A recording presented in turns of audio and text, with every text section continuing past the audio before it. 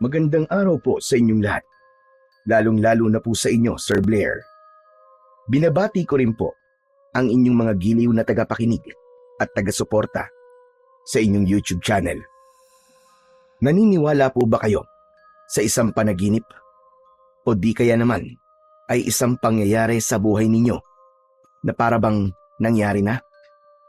Minsan pa nga ho ay isang lugar na hindi nyo pa napupuntahan, pero pakiramdam nyo ay napuntahan nyo na. Ang kwento po kasing ibabahagi ko sa inyo ay tungkol sa ganong karanasan sa buhay ko na kahit kailan ay hinding-hindi ko makakalimutan.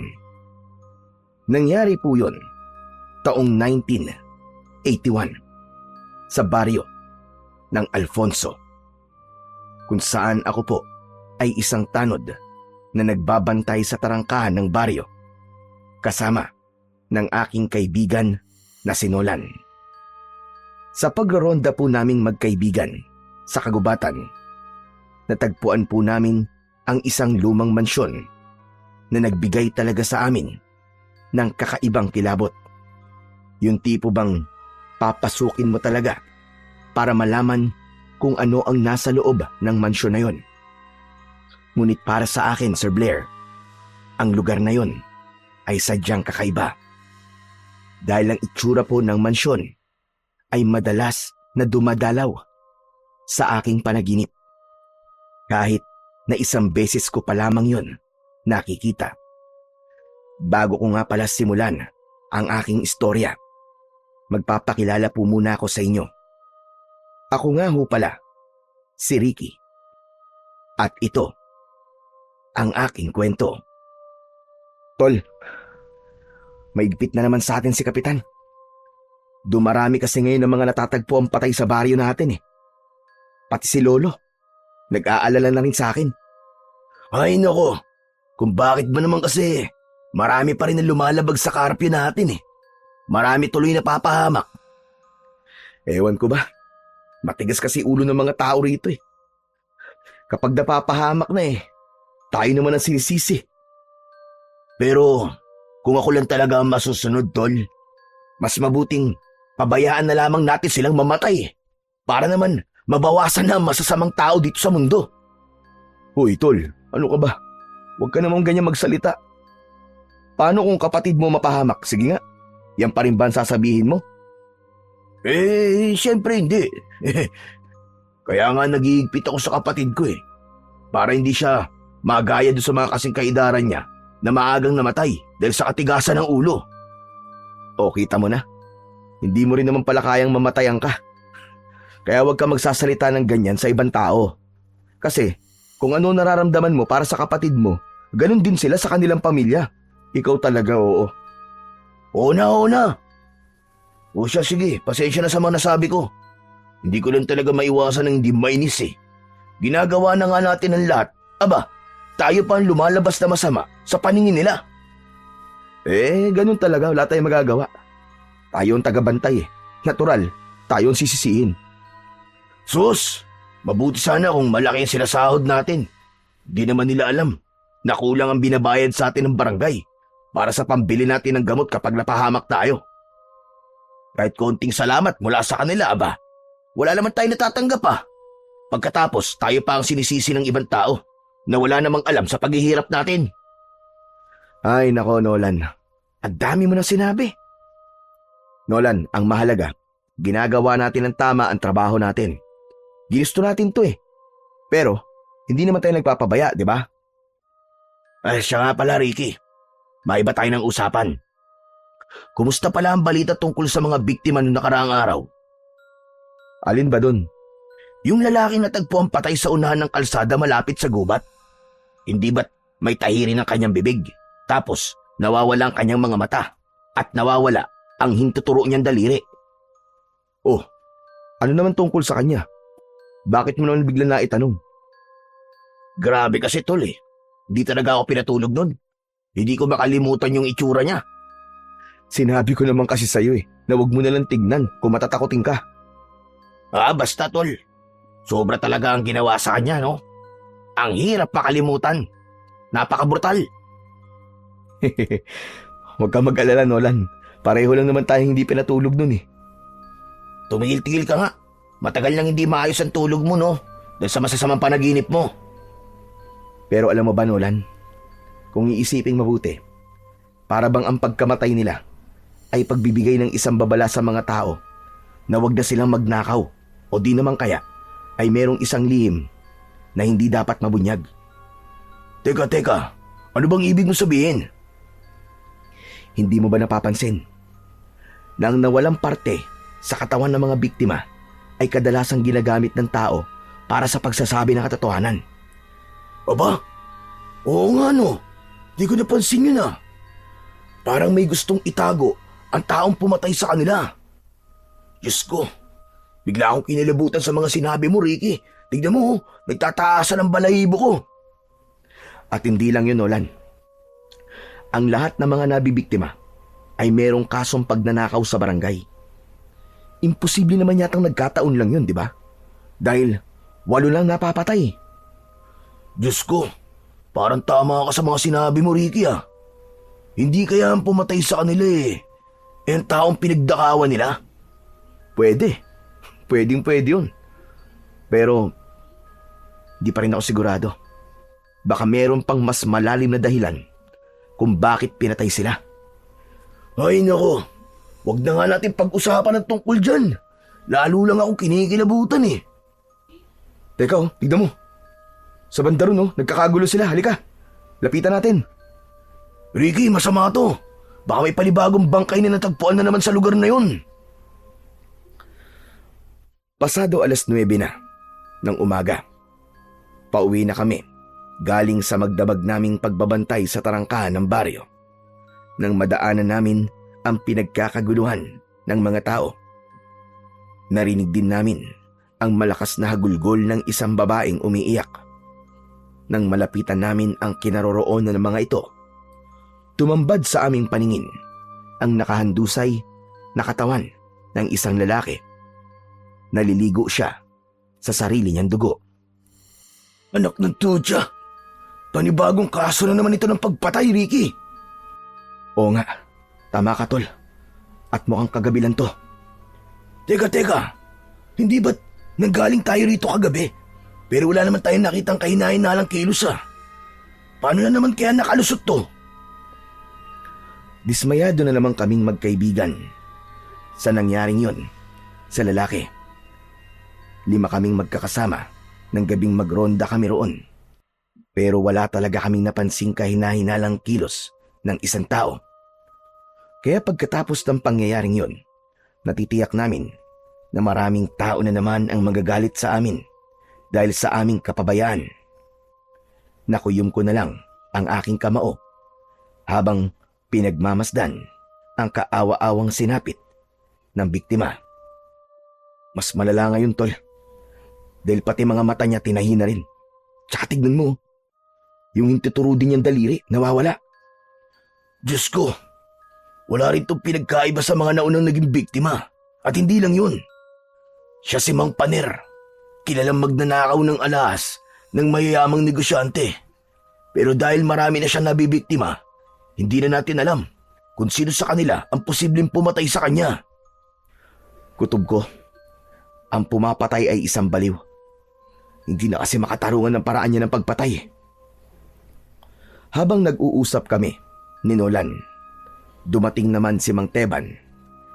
Isa siyang mamamahayag sa baryo namin. Siya ang nagbabalita ng tungkol sa mga patayan na nagaganap sa aming baryo. Hawak lang niya ang tape recorder at nakakarating na ang balita sa buong lungsod. Sandaling tumahimik ang mga tao nang magsimulang magbalita si Kakang Teban. Isa na naman pong biktima ng pamamaslang ang natagpuan dito sa gilid ng Kakauyan sa baryo ng Alfonso. Ayon ho sa mga nakakita sa katawan, ang biktima ay kinilalang si Paner Santillan. Kilala siya bilang isang kilabot na miyembro ng Akyat Bahay Gang. Sa kasamaang palad, ang biktima ay pangsyam na sa mga natatagpuang patay sa baryo. Saglit na tumigil sa pagbabalita si Mang Teban dahil mas lumapit pa siya sa katawan ng lalaki. Saka muling nagpatuloy sa pagsasalita. Samantalang lahat ng indikasyon sa katawan ng biktima ay nagpapatunay na ito ay gawa ng isang baliw na kriminal. Patuloy na lumalakas ang kutob ng mga taga rito na may serial killer na gumagala sa gabi na siyang kumikitil sa buhay ng ating mga kababayan. Pagkatapos magbalita ni Mang Teban, dumating na ang sasakyan ng mga pulis na magdadala ng katawan sa bayan para sa iba pang mga investigasyon. Nagkatinginan kami ni Nolan. Bumukas ang pag-aalala sa kanyang muka. Anak ng tutya naman oo. Insulto na naman sa ating mga tanod na nangyari kay Mang Paner. Sinabi mo pa. Hindi na nga tayo kinakausap ng mga tao eh. Para bang tayong may kasalanan sa mga nangyari sa kanila. Kung sumunod naman sila sa karpyo, di sana boy pa sila, di ba? Parang gusto ko nang umalis sa trabaho natin, tol. Nakakapagod na. Sigurado na mas lalo maghihigpit sa atin si Kapitan ito. Tiyak na mas lalawak pa ang gubat na kailangan natin pagrondahan. Ang ipinagtataka ko lang, Nolan, halos lahat ng mga natatagpo ang patay ay malapit sa kakawyan na to. Ano sa palagay mo? Hindi ako mapalagay, Ricky. Ang alam ko, naiinis ako. Para bang pinaglalaruan tayo ng killer na yun eh. Tara na nga. Umalis na tayo sa lugar na to. Baka naghihintay na sa akin si Lolo Pino. Sermon na naman ang aabutin ko nito, panigurado. Ewan ko rin naman dyan sa lolo mo. Alam naman niya kung anong klase yung trabaho natin. Tapos maghihigpit siya sa'yo. Aba, dinaig mo pang merong asawa. Nag-iingat lang si Lolo Pino. Hayaan mo na, matanda na eh. Ipinagpatuloy namin ang paglalakad sa mabatong kalsada na yon hanggang sa maghiwalay kami ng daan ni Nolan. Maya-maya pa ay nakarating ako sa tapat ng bahay namin ni Lolo Pino. Ulila na ako sa mga magulang. Si Lolo Pino na lang ang natitira kong pamilya. Kaya naman, naiintindihan ko siya kung bakit ganun na lamang ang pag-iingat niya sa akin. Pagpasok ko sa loob ng bahay namin, nakita kong nakaupo si Lolo Pino sa bangkong gawa sa kawayan. Mabilis siyang tumayo at lumapit sa akin. Apo, aba kumusta? Ano nangyari sa pagroronda niyo kagabi? Bakit may namatay na naman daw? Hindi ko muna sinagot ang tanong sa akin ni Lolo Pino. Ibinaba ko muna ang batuta ko sa ibabaw ng lamesa bago ko siya kinausap. Kaya nga po, Lolo Pino hindi na po namin alam ang gagawin namin. Ginagawa naman po namin ang lahat, pero may namamatay pa rin. Grabe, Lo. Magaling talagang gumawa nun sa mga biktima. Palagi niya kaming nalulusutan. Sa palagay ko, sa ibang lugar niya pinapatay ang biktima. Pero dito niya lang dinadala. Ho? Bakit niyo naman po nasabi yan? Taga rito naman po yung mga nagiging biktima. At lahat po sila mga magnanakaw. Miyembro po ng Akyat Bahay Gang. Kung ganon, lahat ng pinapatay niya, magnanakaw na pumapasok sa loob ng bahay. Diyos ko, parang nakapagtataka naman yata. O baka, nagkataon lang. Lo, kung nagkataon lang po yun, bakit naman umabot na po sa siyam ang bilang nila? Di ba? Isipin nyo nga ho, sa loob lang ng 2 linggo, siyam kagad ang napatay niya. Saglit na natigilan ang aking lolo. Nagulat siya sa aking mga sinabi. Dati naman ay walang pagroronda dahil tahimik ang aming baryo. Pero nagbago ang lahat nang dumating sa aming lugar ang isang napakagandang dalaga. Magmula kasi nun ay sunod-sunod na ang pagkamatay ng mga lalaki. Lo, kilala niyo po ba si Soledad? Kumunot ang noo ni Lolo Pino sa tanong ko, saka muling sumulyap sa akin at nagsalita. Soledad ba ka mo? Naku, wala naman akong kilala Soledad Teka, ano ba meron sa kanya? Nililigawan mo ba? Hindi hulo. Siya po kasi yung bagong dating dito sa baryo natin. Simula po kasi nang dumating siya, Lo. Para ho bang sunod-sunod na po ang patayan sa baryo natin?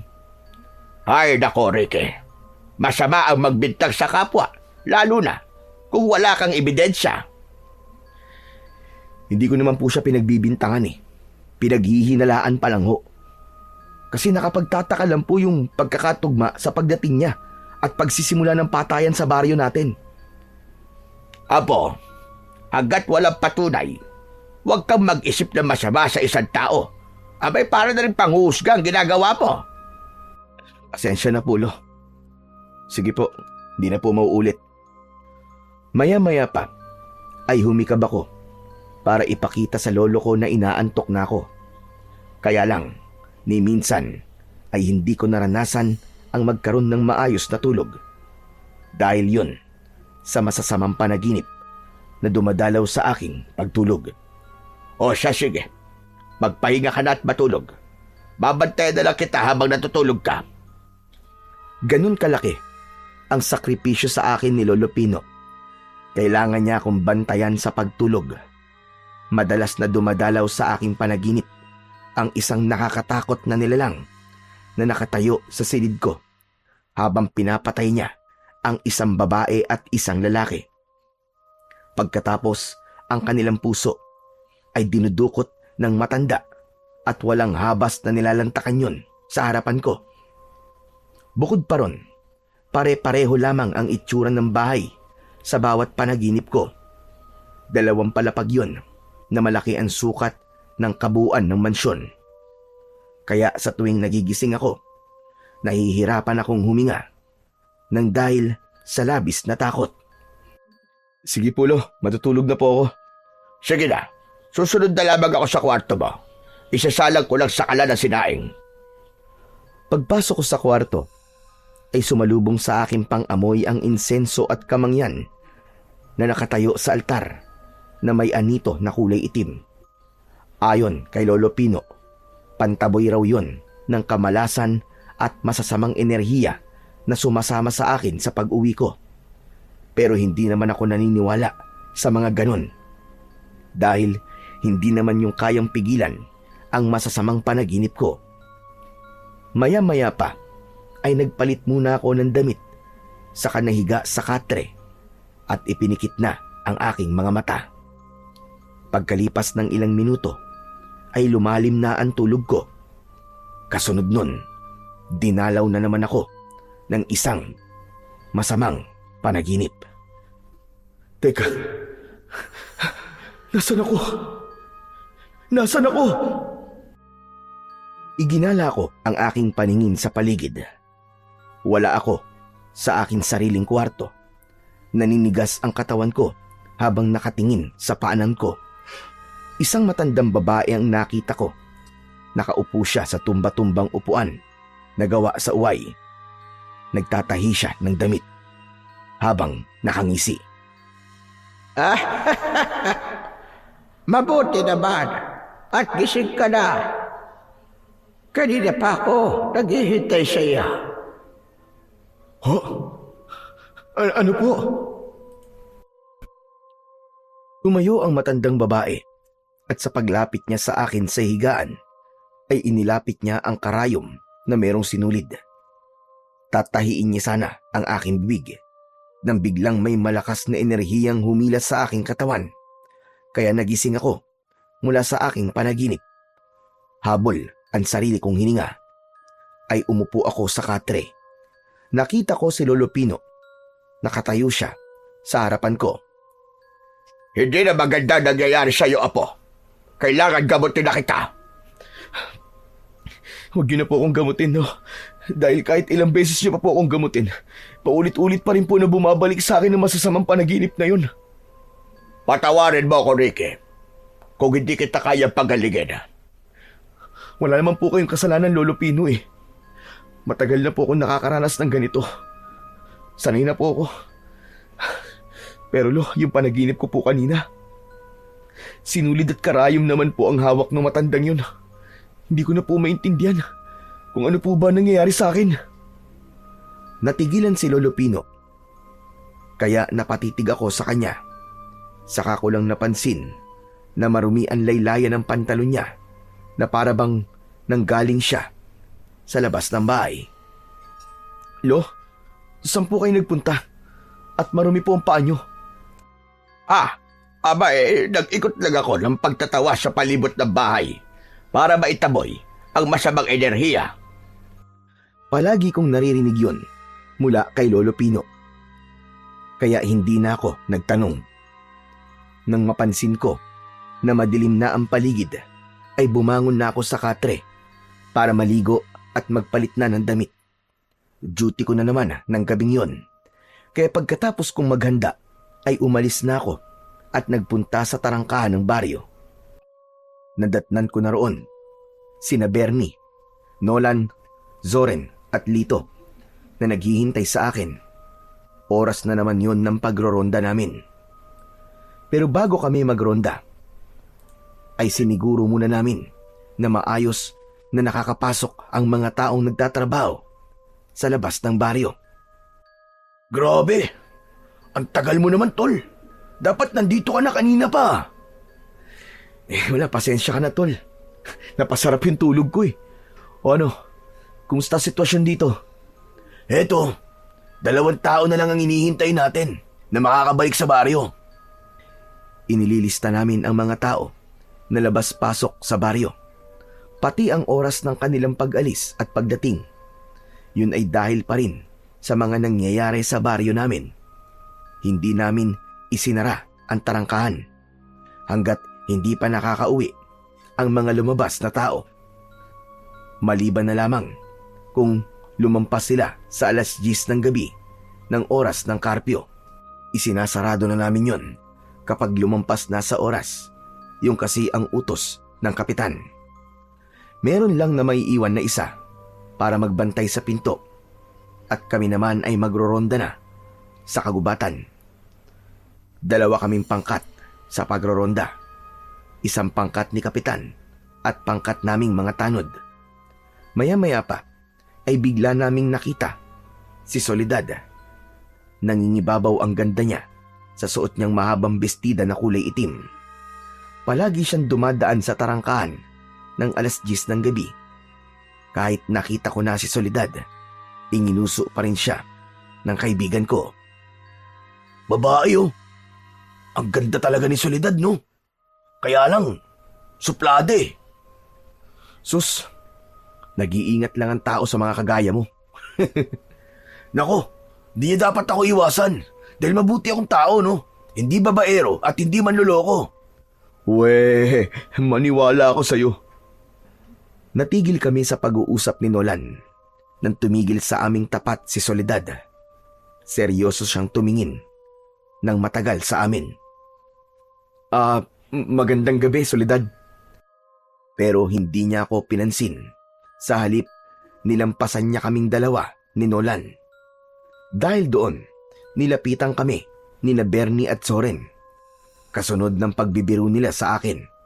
Si Nolan naman, hindi na iwasan ang hindi magkomento sa kilos na yon ni Soledad.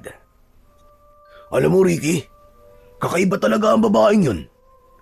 Sabay turo ni Nolan kay Soledad na naglalakad sa madilim na daan ng kalsada papasok sa baryo namin.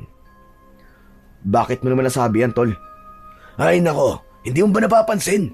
Hindi siya humingiti kapag binabati natin siya. Hindi rin siya nagsasalita.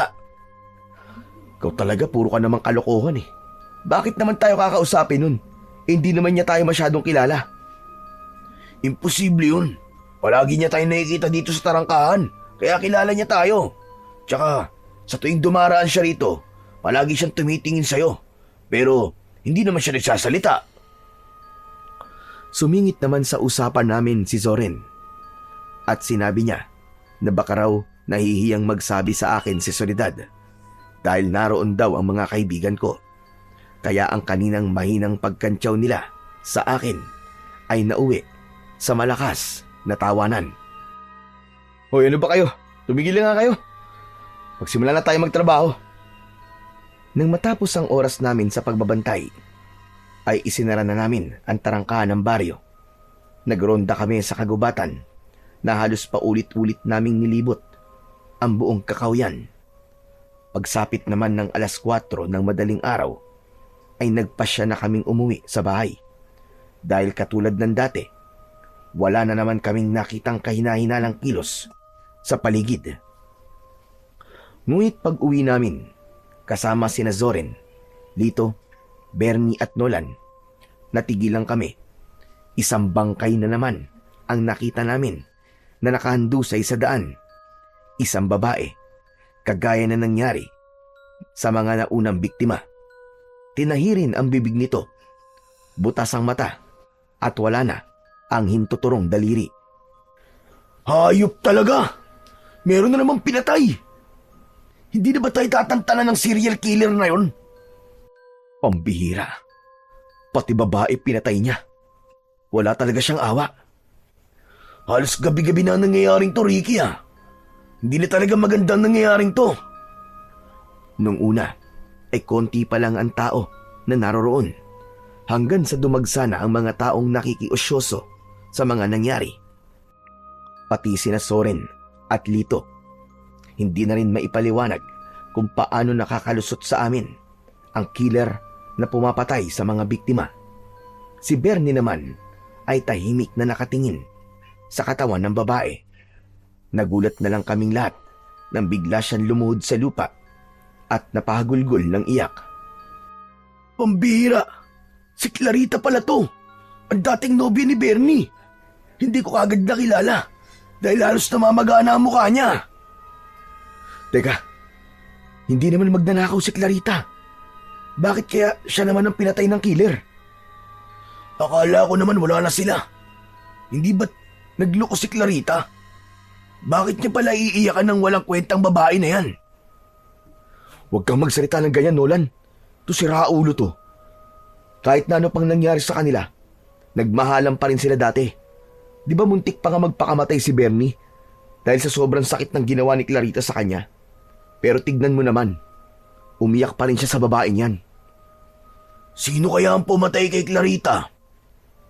Posible kayang ang pumatay kay Clarita ay ang lalaking ipinalit niya kay Bernie? Imposible yun. Dahil sundalo ang nobyo ni Clarita ngayon eh. Hindi yun nakadestino rito. Kung sa bagay, may punto ka naman. Kaya lang, talagang palaisipan na sa akin kung sino ang pumapatay dito sa baryo natin.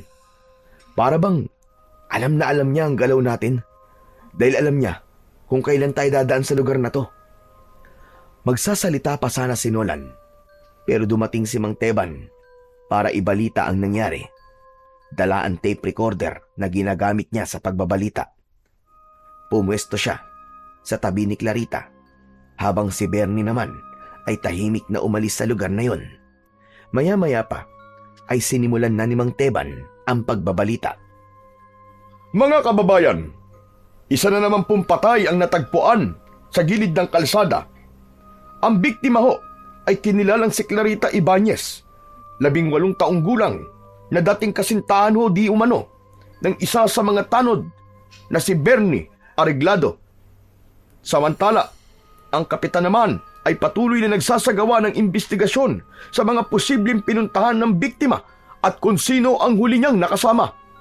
Hanggang sa ngayon, mga kaibigan, ay wala pa rin nahahanap ang mga kapulisan sa posibleng pumatay sa dalaga. At dahil doon, marami na rin ang lumilitaw na usap-usapan dito na ang pumapatay raw sa mga biktima ay isang aswang. Nang marinig ko ang sinabi ni Mang Teban, ay bigla akong natigilan at napatingin kay Nolan. Nagulat kami sa sinabing yon ng mamamahayag. Teka, aswang? Pambihira! Para naman yatang hindi yung kapani-paniwala. Mas lalo lamang niyang ginugulo ang isip ng mga tao eh. Huwag mo nalang pansinin ang sinabi niya, Nolan. Baka marinig ka pa, magalit yan sa'yo. Sige ka. Hindi ako nagkamali. Dahil hindi namin namalayan na nakalapit na pala siya sa tabi namin. Biglang namutla si Nolan nang tumingin si Mang Teban sa likod niya. Teka, tama ba narinig ko? Pinag-uusapan niyo ko? Naku Manteban. Hindi po namin kayo pinag-uusapan. Dismayado lang po kami sa ibinalita nyo. Dapat lang kayo madismaya. Dahil may aswang talaga sa baryo nyo. Pero hindi nyo man lang nalaman. Pasensya na ho kayo, Manteban, ha? Kaya lang hindi naman po kami naniniwala sa mga aswang-aswang. Sige, kayo ang bahala. Basta ako, ginagawa ko lang ang trabaho ko. Trabaho pong ang magpakalat ng maling impormasyon sa mga tao, ganun ho ba? Ano sinabi mo? Huwag niyo pong isali ang aswang sa ibabalita nyo, Mang Teban. Dahil mas lalo lamang po magdudulot ng kaguluhan yun sa mga tao. Kakaisa pa, wala rin naman sa itsura nyo ang maging isang mamamahayag eh. Kumunot ang noon ni Mang Teban. Galit na galit siyang dinuro ako sa muka. Ikaw ha? Huwag mo nga akong pinakikialaman sa mga diskarte ko. Bakit hindi na lang ang trabaho nyo ang atupagin nyo ha? Nang wala nang mamamatay sa baryong ito. Ginagawa po namin ang tungkulin namin. Ginagawa nyo nga ang tungkulin nyo. Bakit marami pa rin ang namamatay? Mga buwisit. Ang hilig nyong makialam sa trabaho ng iba. Pero yung trabaho nyo, hindi nyo inaayos. Palaging palpak. Mga walang kwenta. Abat! Wag, Ricky.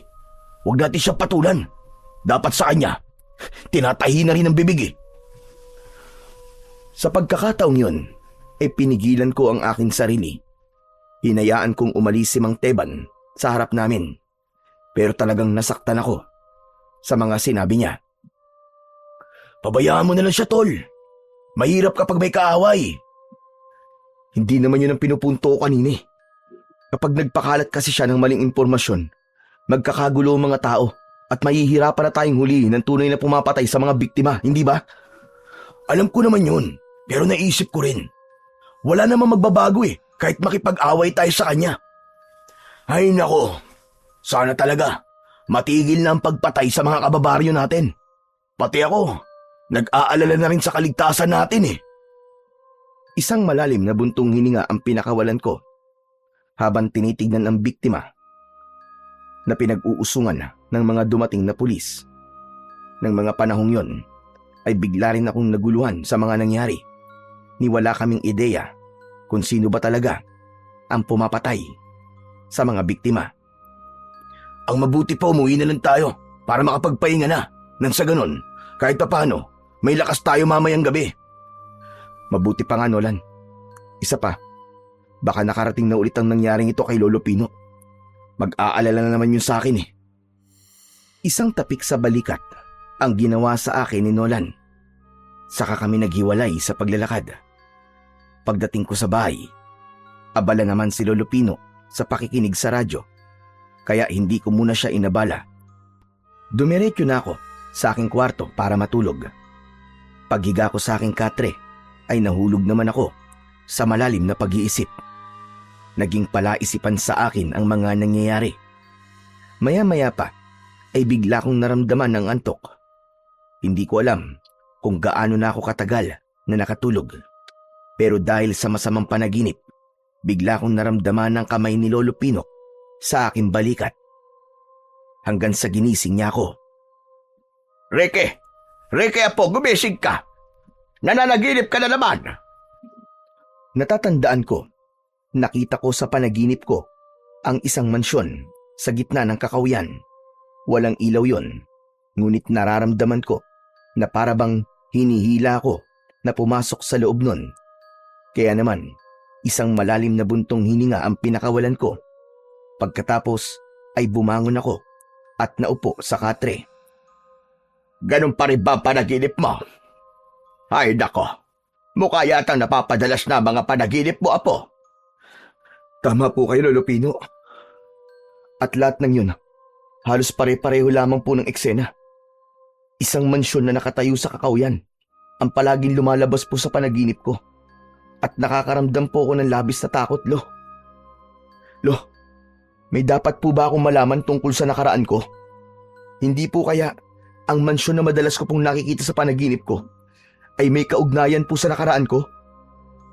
Ano bang nakaraan ang tinutukoy mo? Wala po. Kalimutan niyo na nga lang po ang tanong ko. Hay nako, huwag kang papadala sa mga panaginip mo. Wala namang katotohanan yun. Hala, sige na. bumangon ka na dyan at kumain ng hapunan para maaga kang makapasok sa trabaho. Nakakatamad na pong magtrabaho, Lo. Wala naman pong nangyayari sa pagroronda namin eh. Huwag kang tamarin, Ricky. Alalahanin mo, buhay ng mga tao nakasalalay sa ginagawa nyo. Basta tatandaan mo lang at sinasabi ko sa'yo, ha? Huwag kang lalayo sa pagroronda. Huwag kang pupunta sa pinakapusod ng kagubatan. Bakit naman po? Marami ang mababangis na hayop sa lugar na yon.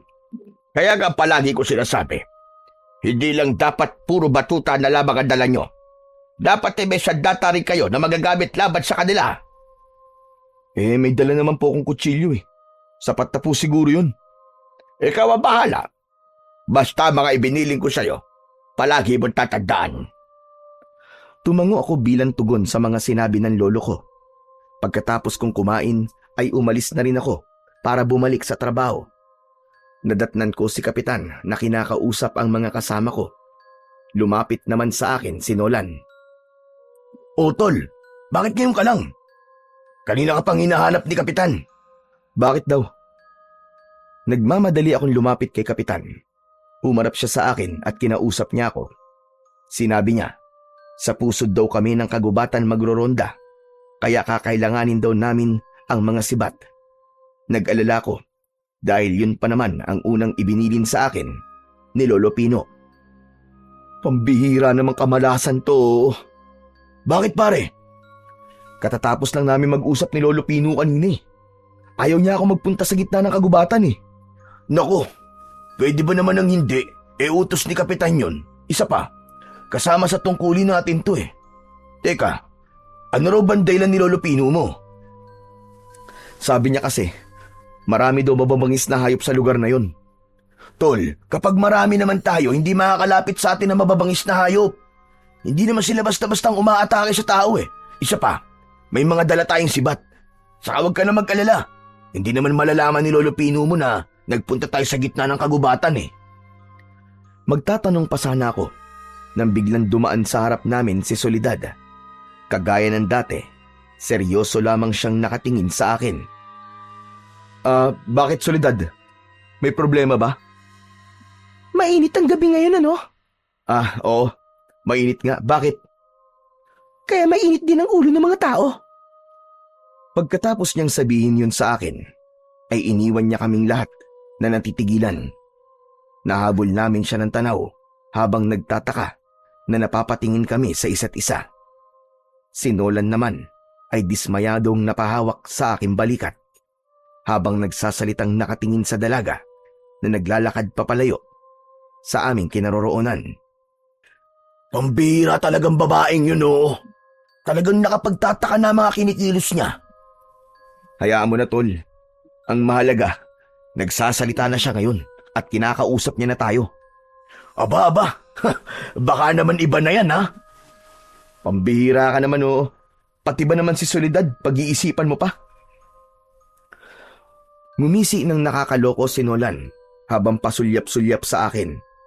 Kaya minabuti ko na lang na ibaling ang aming pinag-uusapan sa gagawin naming pagroronda sa gubat. Nagsimula na kaming maglakad at tinahak ang daan papunta sa kagubatan.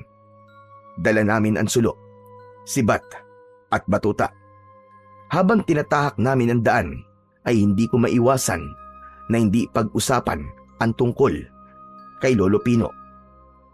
Hindi naman niya siguro malalaman na nagpunta tayo sa pusod ng kagubatan, no? Ano bang inaalala mo? Kasama naman to sa trabaho natin, di ba?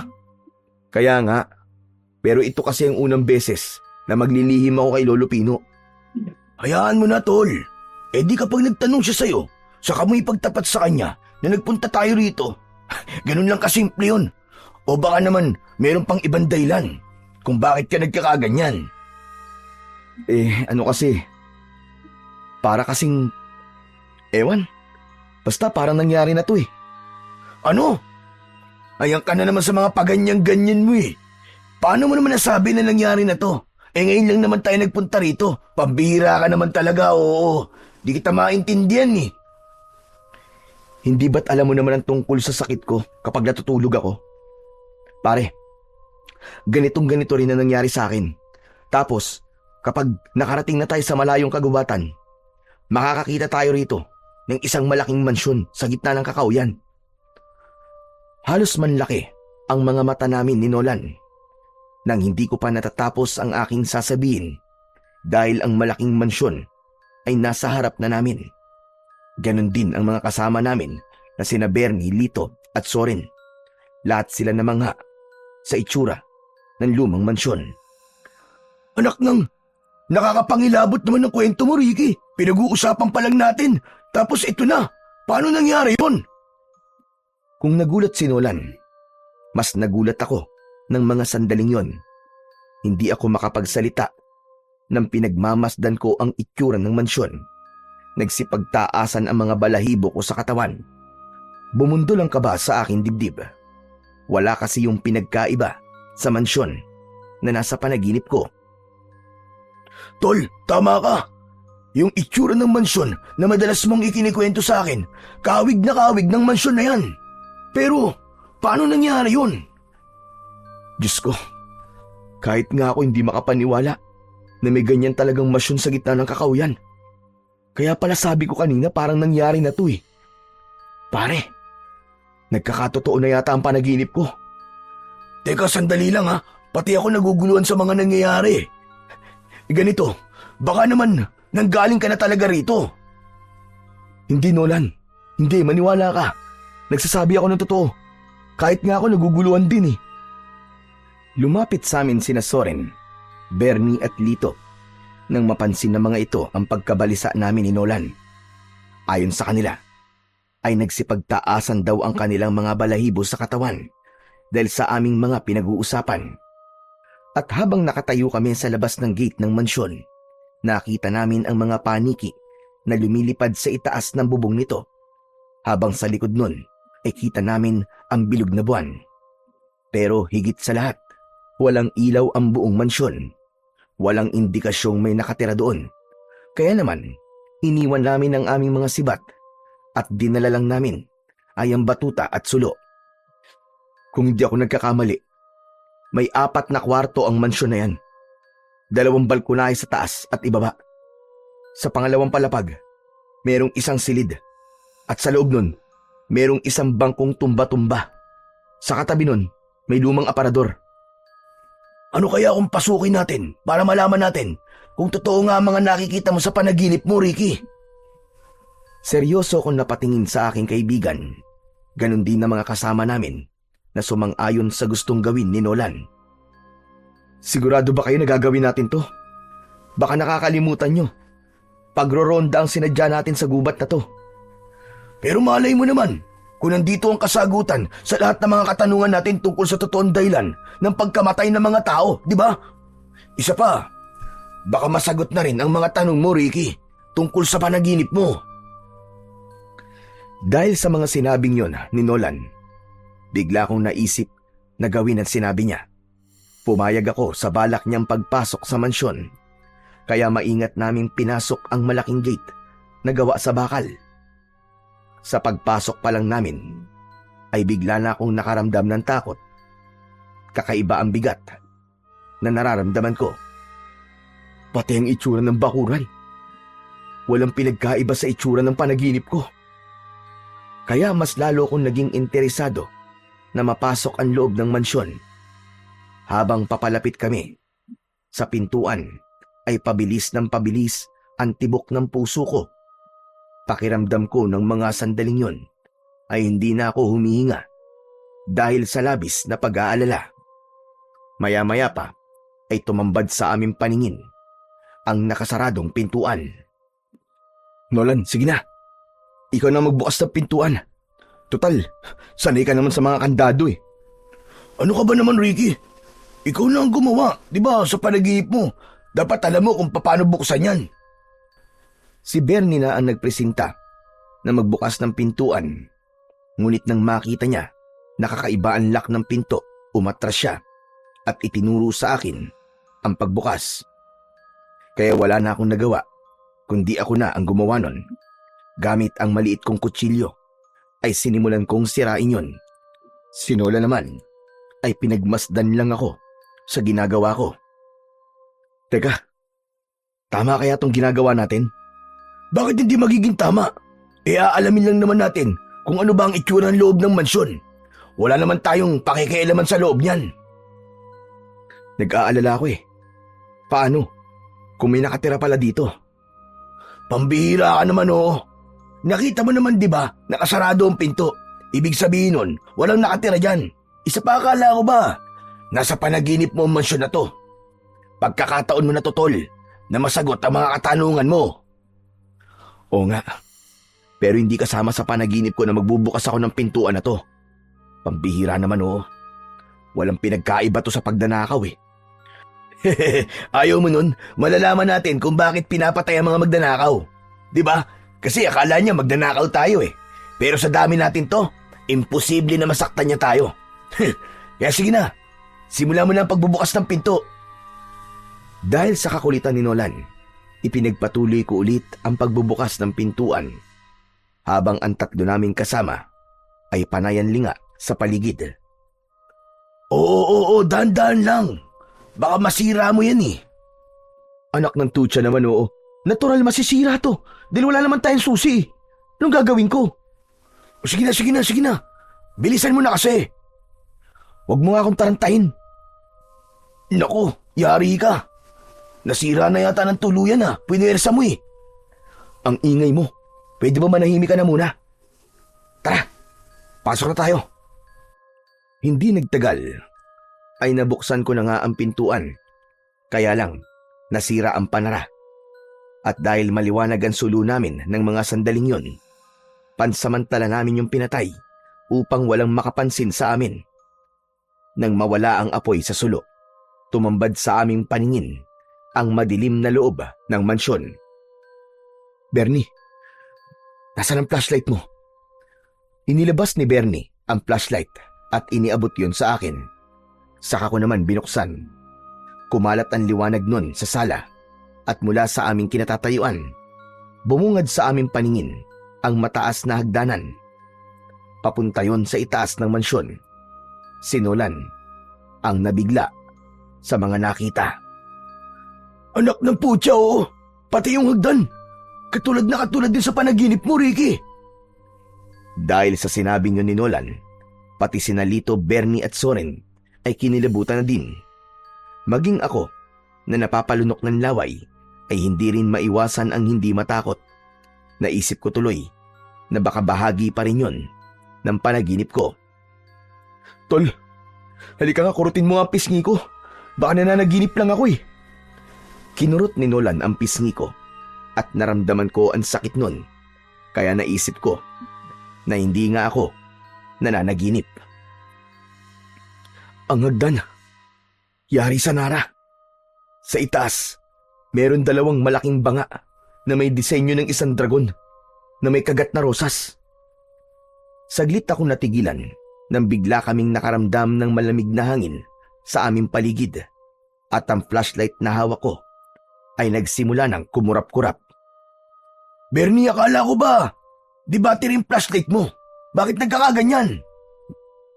Sumagot naman si Bernie at sinabi niyang imposibleng magloko ang flashlight niya dahil bagong bili raw ang battery nun. Humigpit ang kapit ko sa flashlight at dahan-dahan na humakbang papalapit sa puno ng hagdan. Tara, doon tayo sa taas. Tignan natin kung may dalawang banga sa dulo ng hagdan. Kaya ipinagpatuloy namin ang pag-akyat sa itaas ng hagdan. Halos magsiksikan kami sa pag-akbang sa hagdan, papunta sa pangalawang palapag ng mansyon. Habang humaakbang kami, ay sumalubong naman sa aming pang-amoy ang mabahong singaw ng hangin. Ang baho ah! Amoy nabubulok na naman ng hayop. Ewan, basta ang baho dito. Oo nga, parang may namatay sa lugar na to. Si Lito naman ay napasiksik sa aming dalawa ni Nolan, habang sina Soren at Bernie tahimik silang lumingalinga sa paligid ng loob ng mansyon.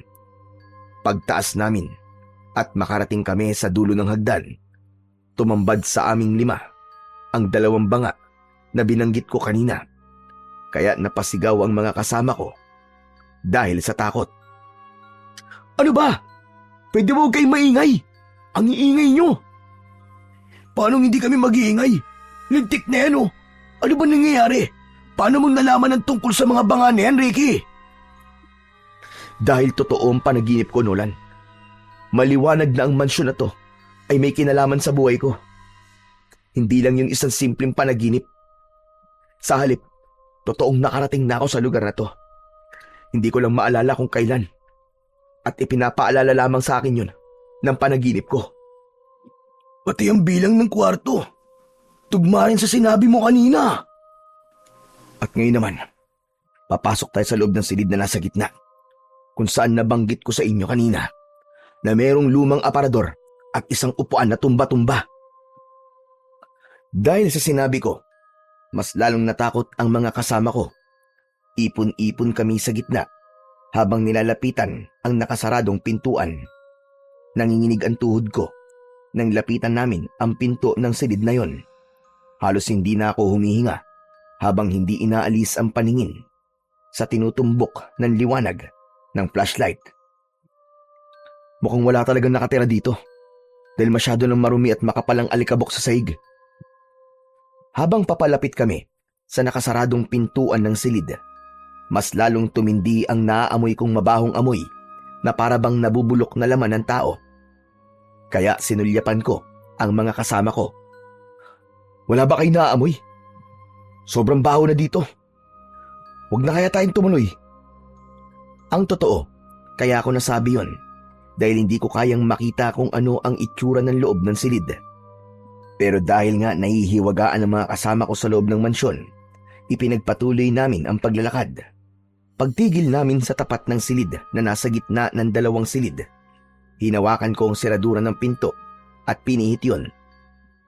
Nang tumunog ang pihitan, napatingin ako kay Nolan. Ano? Ano pang hinihintay mo? Sige na! Buksan mo na, tol! Dahan-dahan kong binuksan ang pinto habang kinakabahan. Pagpasok namin sa madilim na loob, ay nanlaki ang mga mata ko. Wala rin yung pinagkaiba sa itsura ng silid sa panaginip ko. Doon na ako nagsimulang mag-alala at matakot. Ano to? Anak ng... Paano nangyari to? Bakit, Ricky? Igala mo ang paningin mo at alalahanin mo ang itsura ng panaginip ko sa kwartong to na madalas kong kinikwento sa'yo. Teka. Naku, Diyos ko po, totoo nga, Ricky. Umalis na tayo rito. Natatakot na ako. Nolan, sabihin mo, bakit nangyayari sa akin to? Abay, malay ko sa'yo. Si Lolo Pino ang tanungin mo. Siya ang nagpalaki sa'yo eh. Isang tumba-tumbang bangko, isang lumang aparador at isang kama. Lahat ng itsura, pati kulay, ay katulad sa mga nakita ko sa panaginip ko. Teka, bakit lumalapit ka sa aparador, Ricky? Huy, Ricky, anong gagawin mo? Hindi ko sinagot si Nolan. Kahit natatakot na ako, gusto kong malaman kung ano ang laman ng aparador na yon. Madalas kong makita ang isang matandang babae na may kinukuha sa loob nun. Dala ng kuryosidad at pagpapadala sa bugso ng aking damdamin, binuksan ko yon. Sa pagsalubong ng alikabok sa aking pangamoy, bumungad sa aking paningin ang maraming iba't ibang kulay na sinulid. Sa pinto naman ng aparador, may karayom, gunting at tela. Ano mga yan? Teka, hindi ba't kakulay sila ng mga sinulid na ginagamit sa pagtahi sa bibig at mata ng mga biktima? Napansin mo ba? Nanginginig ang aking mga kamay nang dumako ang aking paningin sa mga garapon na nasa istante ng aparador. Sa pagkakataong yun, napaupo ako sa sahig at lalong nagkagulo kami sa loob ng kwartong yun. Mga hintuturo ng daliri na nakababad sa dilaw na likido. Bawat garapon may numero at pangalan. Sa kabilang istante, nakahilera naman ng mga payat na bote. Nasa loob ng bote ang isang pares ng mga mata ng tao, nakalutang sa kulay pulang likido. Ano ba yan? Bakit may ganyan dito? Lintik na!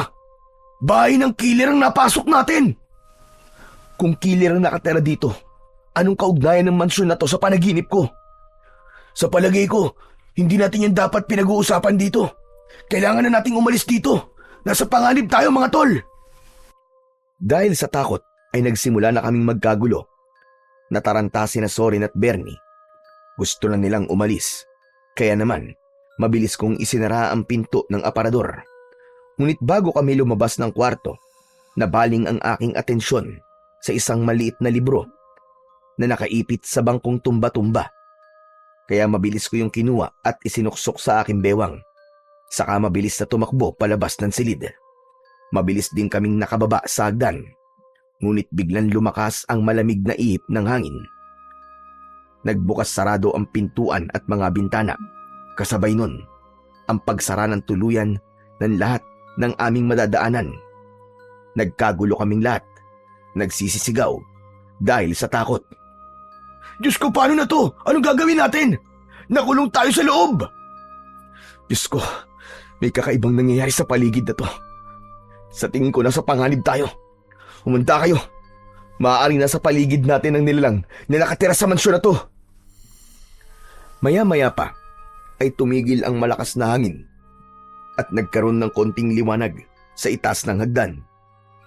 Lahat kami ay napatingin sa puno ng hagdan. Nakita namin ang nilalang na dahan-dahang bumababa sa hagdan.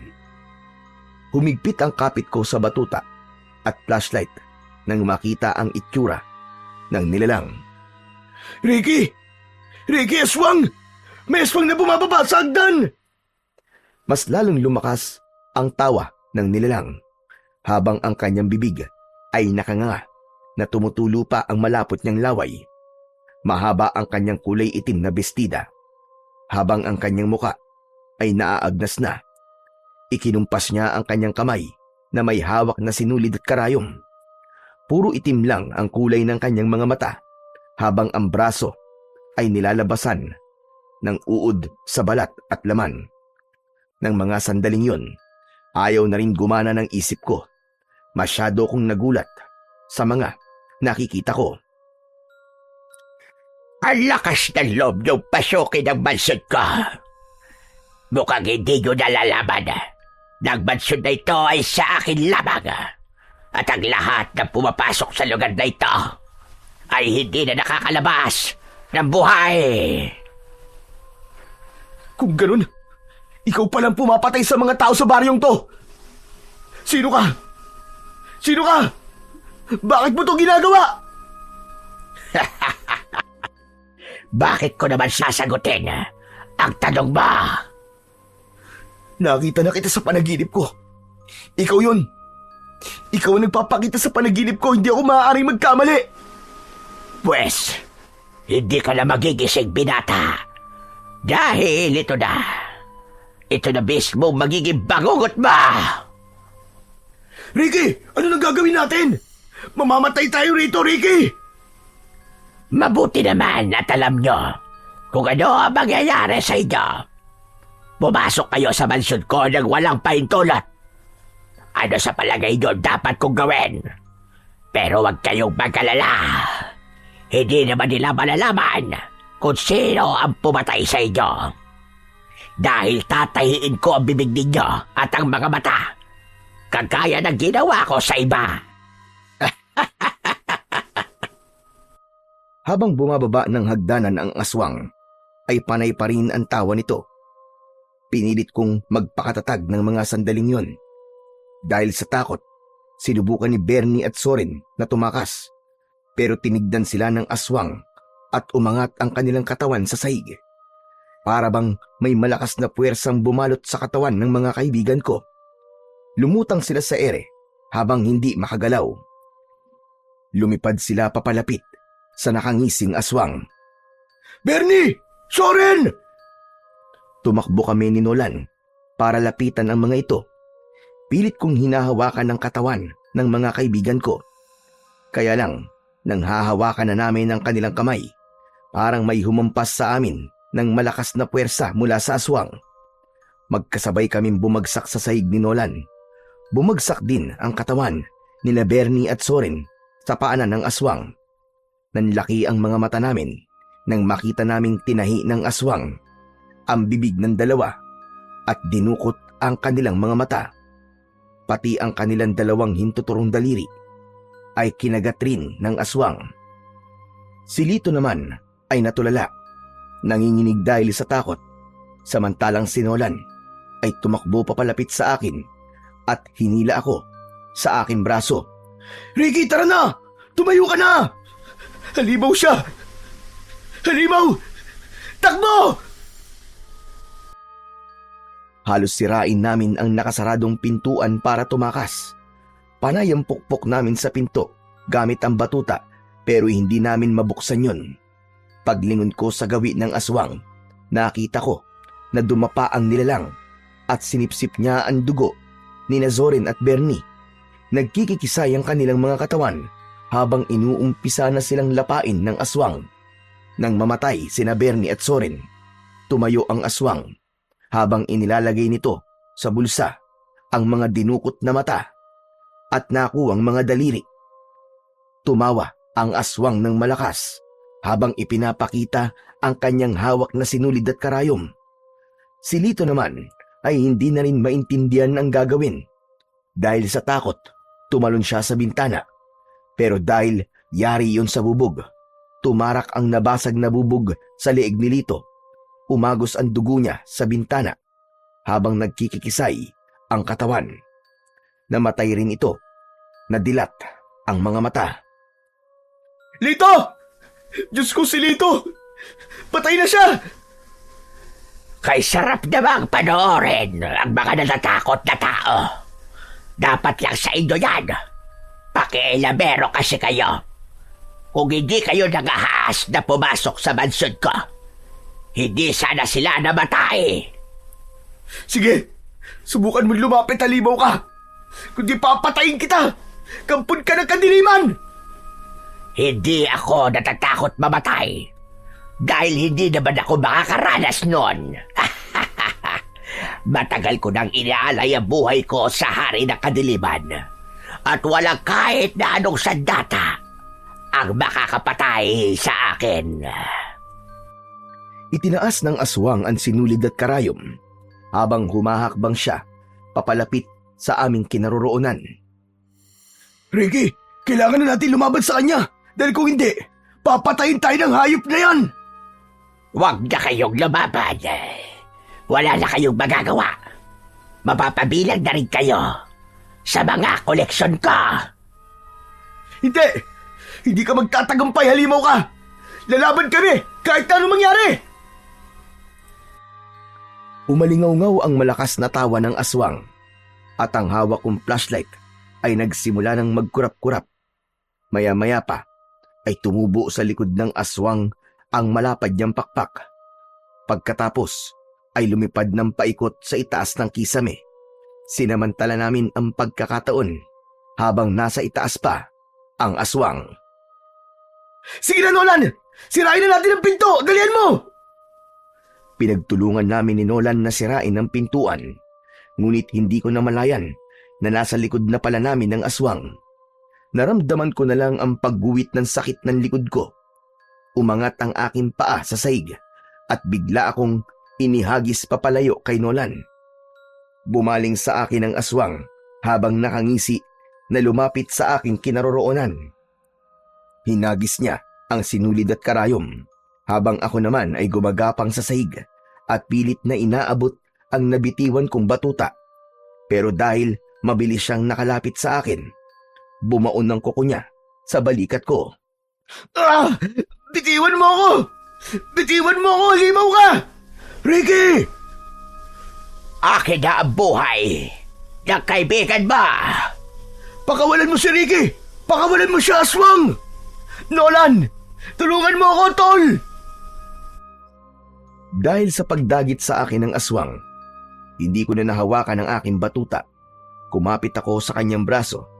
Saka ko siya inatake ng kagat sa kanyang kamay na nakahawak sa aking balikat. Nabitiwan niya ako at bumagsak ako sa sahig. Naramdaman ko ang pagtama ng aking katawan sa semento. Halos mapangiwi ako sa labis na sakit.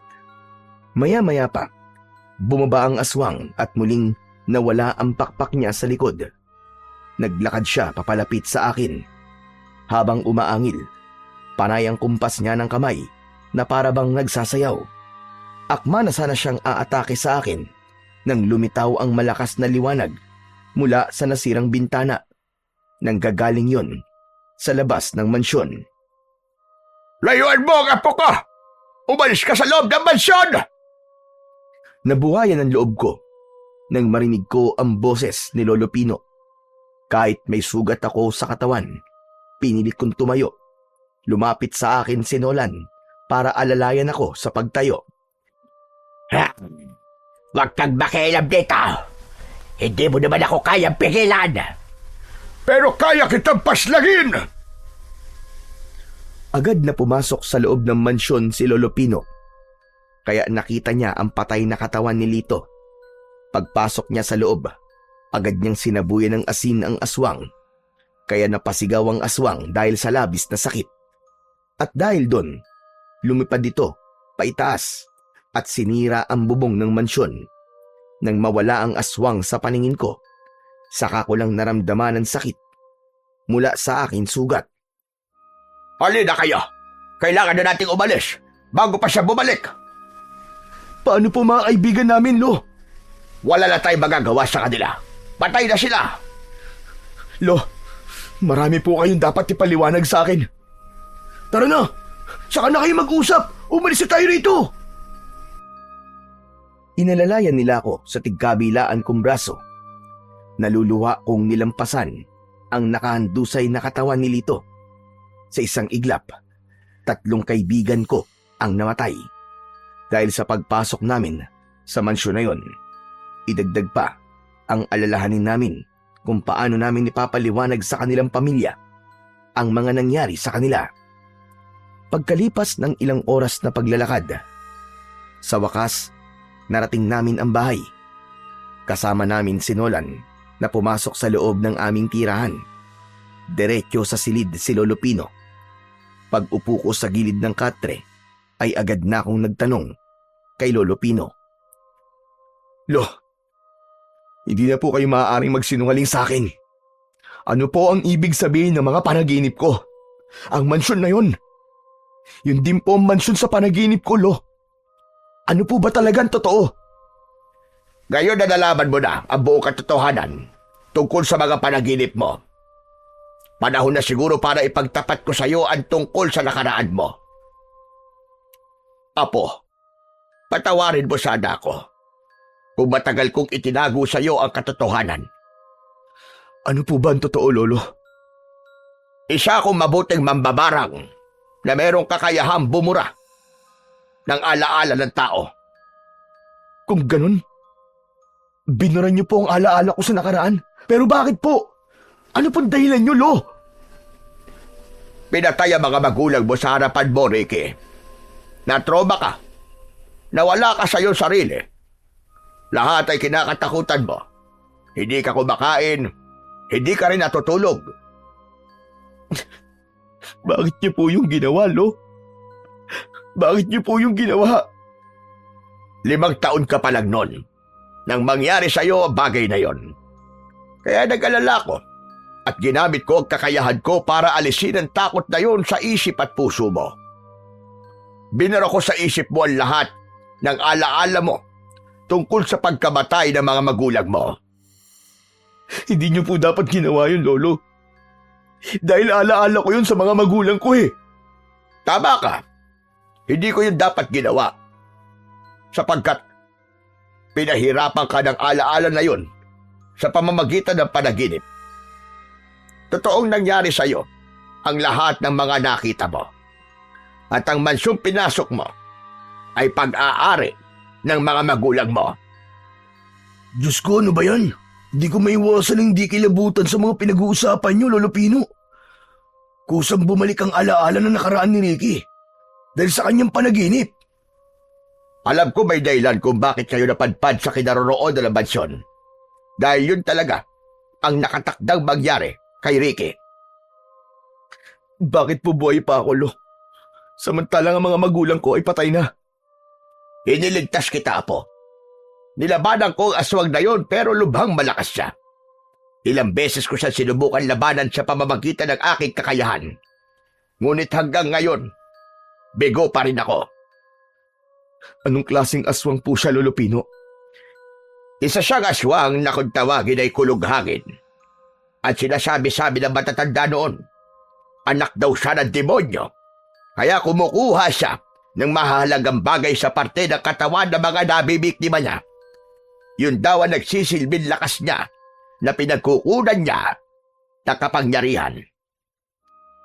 Katulad ng mga nangyayari sa biktima, hindi po ba't parang may gusto siyang itago kaya ginagawa niya yun? Oo, Nolan. Pero hanggang ngayon, hindi pa rin malinaw kung bakit niya yung ginagawa. Kung anak po siya ng demonyo, hindi lang siya isang ordinaryong aswang. Oo, sapagkat ang kulughangin ay ang nilalang na yumakap sa kapangyarihang itim. Kaya kahit anong klaseng agimat ang gamitin mo sa kanya, ay di matatapatan ang kanya kapangyarihan. Kaya nga iniisip nila na kaya nila ang Diyos. Gumaganti sila sa Panginoon kasama ang lahat ng kampo ng kadiliman.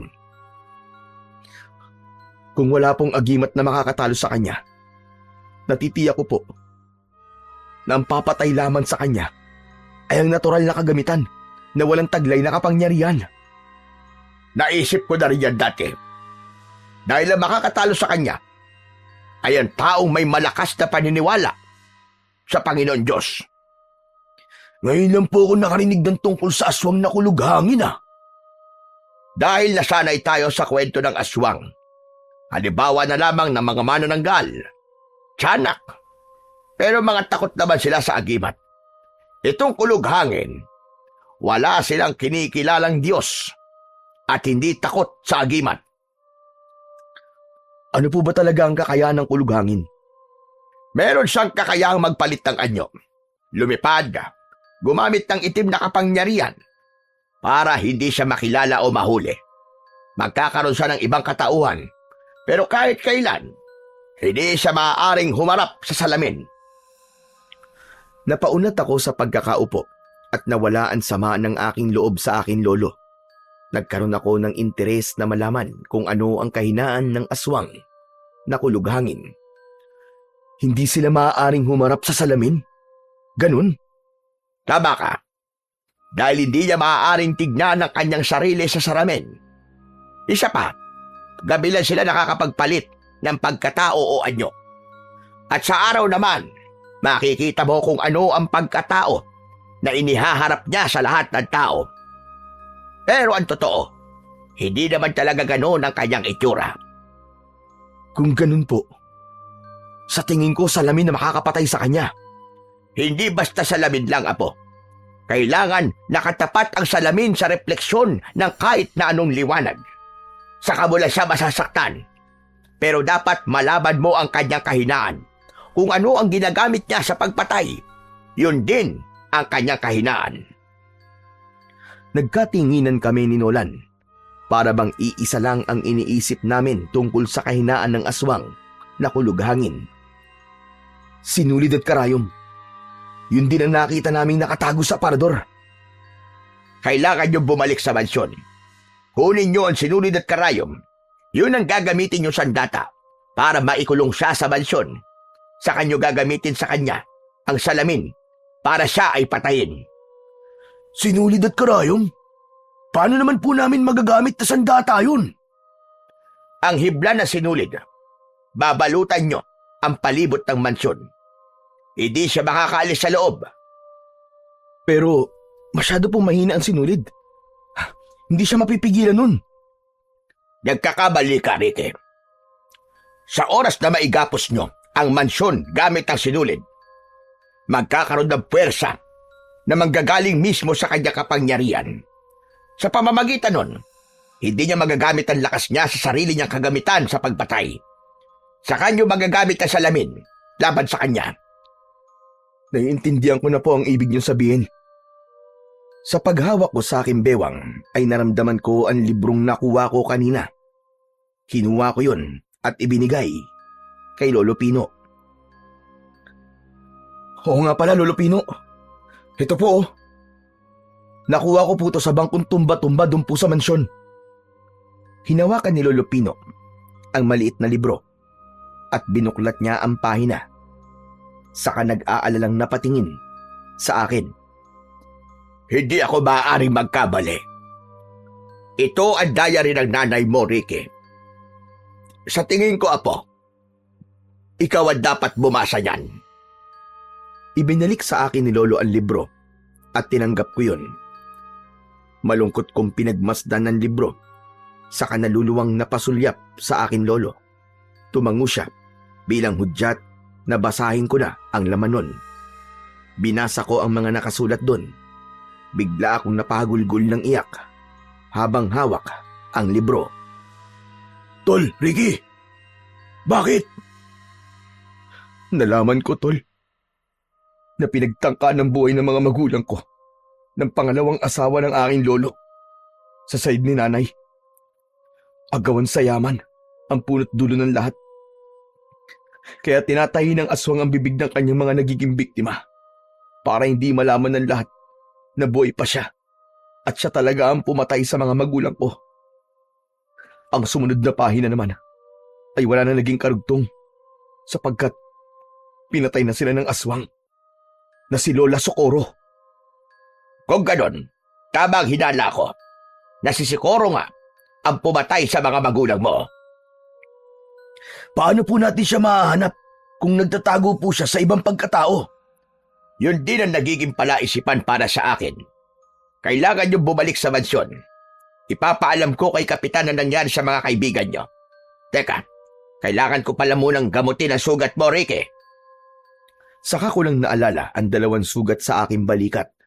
Pagkatapos gamutin ni Lolo ang sugat ko, ibinigay niya sa akin ang salamin na nakasabit sa dingding ng kanyang kwarto. Kwadrado yun na halos kasing lapad ng aking palad. Palagi mo ito dadalin. Sa oras na makakita ka ng kahit danong liwanag, itapat mo doon ang salamin at siguraduhin mong tatamaan ng refleksyon ng salamin ang katawan ng aswang. Tumango ako at tinanggap ang maliit na salamin na ibinigay sa akin ni Lolo Pino. Magpapaalam na rin ako, Ricky. Bukas na lang tayo magkita. Dito ka na magpalipas ng gabi, Nolan. Nasa paligid lang ang aswang. At dahil nakita niya ang mukha mo, hindi kanya tatantanan hanggat hindi kanya napapatay. Samahan mo muna dito si Ricky. At ako naman ay pupunta kay Kapitan. Teka, sandali lang po, Lo. Baka naman kayo po mapahamak. Kailangan makarating kay Kapitan na nangyari sa mga kaibigan niyo. Huwag kayo mag-alala. Kaya kong ipagtanggol ang sarili ko. Hindi ko na napigilan si Lolo Pino dahil nagmamadali na siyang lumabas sa bahay namin. Ang salamin naman ay isinuksok ko sa aking bewang. Pagkatapos ay itinabi ko ang libro sa ilalim ng unan ko. Subalit ilang minuto lang ang lumipas. Magmula nang umalis si Lolo Pino, ay dumating naman sa bahay namin si Kapitan. Nakita niya na may benda ako sa katawan. Tinanong niya kami kung ano ang nangyari sa amin. Sinalakay po kami ng aswang at kaming 2 lang pong nakaligtas. Nagulat kami ni Nolan nang sabihin sa amin ni Kapitan na natagpuan ang 3 naming kaibigan sa gilid ng kalsada. Nagkatinginan kami ni Nolan. Teka, paano po nangyari yung, Kapitan? Sa lumang mansyon po namin sila iniwan. Diyos ko, kung ganun, sa mansyon pinapatay ang mga biktima, saka dadalhin sa ibang lugar para itapon ang kanilang katawan. Maliwanag na ang Socorro na yon ang pumatay sa mga biktima. Siya talaga ang salarin. Kapitan, bumalik na po kayo sa bahay niyo. Mamaya po pagsapit ng umaga, puntahan niyo ang mansyon sa gitna ng kakauyan. Aswang po ang pumatay sa kanila at doon po talaga nangyari ang pagpatay sa mga kaibigan namin. Tumango si Kapitan at agad na umalis sa lugar na yon. Naiwan kami ni Nolan na biglang nag-alala kay Lolo Pino. Ricky, si Lolo Pino umalis siya, di ba? Tapos nandito si Kapitan. Diyos ko, masama to. Anak nang, wag naman sana, Nolan. Dahil sa pag-aalala, lumabas kami ng bahay. Nagpabalik-balik kami sa paglalakad sa loob ng bakuran. Malakas ang kaba sa aking dibdib. Natatakot ako na baka kung ano na ang nangyari sa aking lolo. Pag nagkataon, hindi ko alam ang gagawin ko. Anak ng putya, oo. Paano to? Hindi na natin maaaring ipagpabukas pa ang pagpunta sa mansyon. Kailangan ko ng kumilos, Nolan. Teka, sasama ako sa'yo, Tol. Ipag-iiganti ko rin ang nangyari sa mga kaibigan natin. Wala pang 5 minuto, magmula nang umalis si Kapitan. Si Soledad naman ang dumating. Papalapit siya sa amin. Nagtataka ko ng mga sandaling yon dahil hindi naman alam ni Soledad ang kinaroroonan ng bahay namin. Hinayaan ko siya na makalapit sa amin. Hindi ka panipaniwala na dumarami na ang mga tangang tao na nagkalat sa ating mundo. Habang nagsasalita si Soledad, ay mabagal din ang paglalakad niya papalapit sa aming kinaroroonan at batay sa kanyang ikinikilos, para bang merong nagbago sa kanya. Ang akala nila, padagdag ng padagdag ang kanilang utak. Pero ang totoo, papurol ng papurol ang mga ito. O ano, namumutla yata kayo. Hindi kami namumutla, Soledad. Nagulat lang kami sa mga pinagsasasabi mo. Lumapit sa akin si Soledad at hinaplos niya ang aking pisngi. Habang si Nolan naman ay nagulat sa ginawang yon ni Soledad. Malamig yata ang pawis mo, Ricky.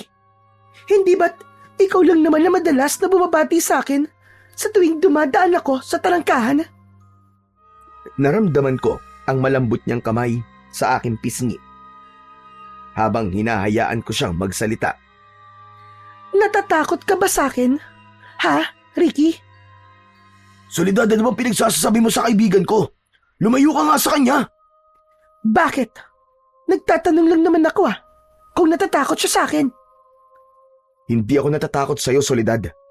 Pwes, dapat kang matakot. Ricky, lumayo ka sa kanya.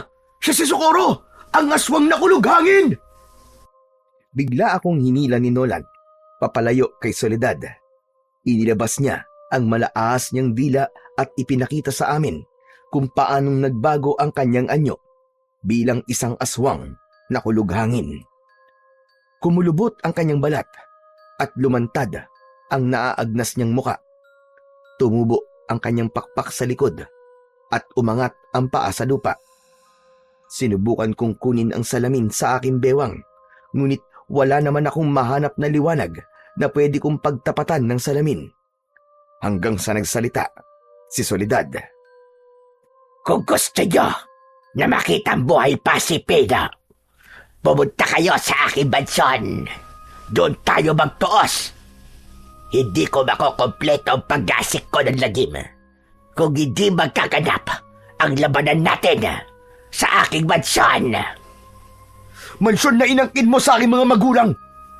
Kahit saan pa tayo magharap, hindi kita uurungan, halimaw ka! Kasabay nun, lumipad na ang aswang at nawala sa madilim na bahagi ng himpapawid. Si Lolo Pino, biyag niya ang lolo ko, Tol. Teka, sandali lang, Ricky. Paano tayo nakakasigurong nasa mansyon ng lolo mo? Baka naman, nililin lang niya lang tayo. Baka isa tong patibong. Pero Tol, hindi ko maaaring baliwalain ang sinabi niya. Bakit kailangan sa mansyon pa? Sigurado ako na may binabalak siyang gawin. Sa pagkakataong to, kailangan kong tulong mo, Tol. Ikaw ang maglalagay ng sinulid sa palibot ng mansyon at ako ang bahalang magligtas kay Lolo Pino. Nang matapos kami sa pagpaplano, inihanda ko ang mga kakailanganin namin. Pati ang sugat ko sa balikat, tinalian ko yon para hindi ko masyadong maramdaman ang sakit. Nolan, Tol, magdala ka rin ng asin. Nakita ko, natakot siya sa asin nang sabuyan siya ni Lolo. Kahit paano, ay malaki ang maitutulong nun para hindi ka basta-basta masaktan ng aswang. Kung ganun, kailangan natin siya maikulong sa mansyon bago sumikat ang araw. Oo, Nolan. O ano, handa ka na ba? Isang tango ang itinugon sa akin ni Nolan. Saka namin tinahak ang madilim na bahagi ng kakawyan, papunta sa mansyon. Dala namin ang lumang gasera, salamin at asin, na magsisilbing sandata namin. Mabilis kaming naglakad papunta sa kinaroroonan ng mansyon. Ricky, yung salamin. Nandito, nasa bulsa ko. Nang mga oras na yon, ay nasa tapat na kami ng mansyon. Nanlaki ang mga mata namin dahil hindi namin inaasahan ang maraming aswang na nakadapo sa bubong ng mansyon. Pero lahat sila ay hindi kumikilos para salakayin kami. Tanging asin at salamin lang ang matibay naming sandata laban sa mga yon. Sigurado ka ba, Ricky, na may kakayanang salamin na patayin ang kulughangin? Magtiwala na lang tayo sa salamin. Sa tingin ko, hindi sila aatake sa atin hanggat walang inuutos ang pinuno nilang si Soledad. Halika na! Pumasok kami sa loob at sa pagkakataong yon, halos mapuno ng nakasinding kandila ang loob ng mansyon. Ngunit wala roon si Soledad. Tanging ang nakagapos lang na si Lolo Pino ang nakita naming nakaupo sa sopa. Sugatan ng katawan, ang ipinagtataka namin ay kasama sa biyag ng aswang, si Mang Teban. Teka, bakit pati si Mang Teban kasama? Hindi ko rin alam, Nolan. Pero baka nakita ni Mang Teban si Soledad na inaatake si Lolo, kaya nadamay siya sa pagdukot. Kung ganun, nasa naman kaya si Soledad? Maaaring nasa paligid lamang siya. Naghihintay ng pagkakataon para sumalakay sa atin. Sa tingin ko, Tol, walang malay si Lolo Pino. Talagang pinahirapan siya ng gusto. Habang iginagala ko ang paningin ko, ay nakita kong walang ibang tao na naroroon, maliban sa 2 biyag na nakagapos sa sofa. Pareho silang walang malay. Nolan, kaya mo ba? Gawin mo ng pinag-usapan natin. Sige, Tol, gagawin ko na. Mabilis na tumakbo paakyat si Nolan, papunta sa silid ng aswang para kunin ang sinulid at karayom, habang ako naman ay nakamasid lang sa paligid. Nang matiyak ko na wala pa roon si Soledad, mabilis kong nilapitan ang mga biyag at kinalagan sila ng tali. Lolo! Lolo, gising! Lolo, gumising po kayo! Tinapik ko ang pisngi ni Lolo Pino para gisingin siya, ngunit hindi siya nagigising hanggang sa magising si Mang Teban. Naku, Diyos ko po! Nasaan ako? Anong lugar to? May dumukot po sa inyo ni Lolo Pino. Nasa loob po tayo ng mansyon ng aswang. Ano? Aswang? May aswang sa mansyong to? Opo, tama ang balita niyo, Mang Teban. Pasensya na pala kayo sa mga nasabi ko nun. Totoong may aswang po sa baryo natin. Sinasabi ko naman sa'yo, di ba? Teka, ikaw lang ba nagpunta rito para iligtas kami? Hindi po, may kasama ako. Si Nolan. Nasa itaas po siya, sa silid ng aswang, para kunin ang sinulid na papatay sa kanya. Halina po, tulungan niyo po akong ilabas dito si Lolo Pino. Hindi ko na natapos ang iba ko pang sasabihin nang mula sa itaas ay nawasak ang bubong ng mansyon. Sabay-sabay na umatake sa amin ang mga alagad ng kulughangin. Inilabas ko ang salamin at naghanap ng liwanag na magagamit ko laban sa mga aswang. Maigpit ko ring hawak ang batuta at lahat ng umatake sa akin ay malakas kong hinambalo sa ulo. Pasadsad na bumagsak ang aswang sa sahig. Dahil sa kaguluhang yun, lumabas si Nolan at sinabuyan niya ng asin ang mga aswang. Nanghina ang mga yun, kaya nagkaroon ako ng pagkakataon para patayin sila. Gamit ang refleksyon na nanggagaling sa liwanag ng kandila, itinapat ko ang salamin sa kanila. Tumama yon sa mukha ng mga aswang at sa isang iglap. Nasunog ang mga ito, pero biglang namatay ang lahat ng mga kandila. Anak ng... Ano nangyayari? Namatay lahat ng mga kandila! Biglang tumawa ng malakas si Mang Teban, saka tumalim ang tingin niya sa akin. Ang dali mo talagang utuin, Ricky. Pain ko lang ang mga aswang na yan. Hindi ka ba nagtataka na madali mo silang napatay? Dahil mga wala naman talaga silang kapangyarihan. Inalam ko lang kung ano ang baon ng sandata laban sa akin. Mga mangmang talaga kayo. Mga mangmang! Ano? Anong sabi mo? Inalam ko lang naman kung ano ang binabalak niyo laban sa akin. Akala niyo ba makakaligtas pa kayo? Hindi na! Dahil kasama na kayo sa buhay na iaalay ko sa aking Panginoon. Hayop ka! Demonyo kan talaga! Ikaw ang aswang na kulughangin na nagpapanggap na reporter. Yung pala, isa kang aswang. Ikaw rin ang pumatay sa mga magulang ko at lolo ko. Ikaw si Soledad! Oo, ako mismo. Unti-unting nagbago ang anyo ni Mang Teban. Naging si Soledad ang lalaki. Yun ang dalawang pagkatao na ginagamit ng isang kulughangin. At sa isang iglap, nagbago ang itsura nito. Naging isang halimaw. Si Nola naman ay nakita kong nakalabas na ng mansyon. Nagsisimula na siyang umikot sa paligid ng mansyon para itali ang hibla ng sinulid.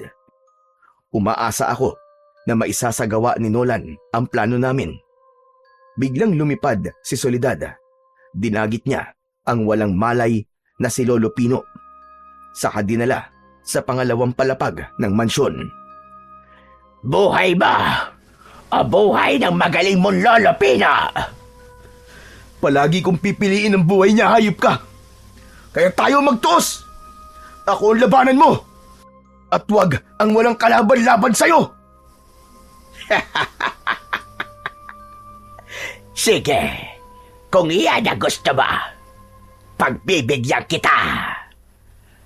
Agad siyang lumapit sa akin habang lumilipad. Kaya bago pa siya makaatake sa akin, sinalubong ko siya ng hawak kong batuta. Tumama yon sa mukha ng aswang, ngunit hindi yun ininda at sinuntok niya ako sa dibdib. Bumagsak ako sa sahig habang namimilipit sa labis na sakit. Inutil! Isang mahinang nilalang!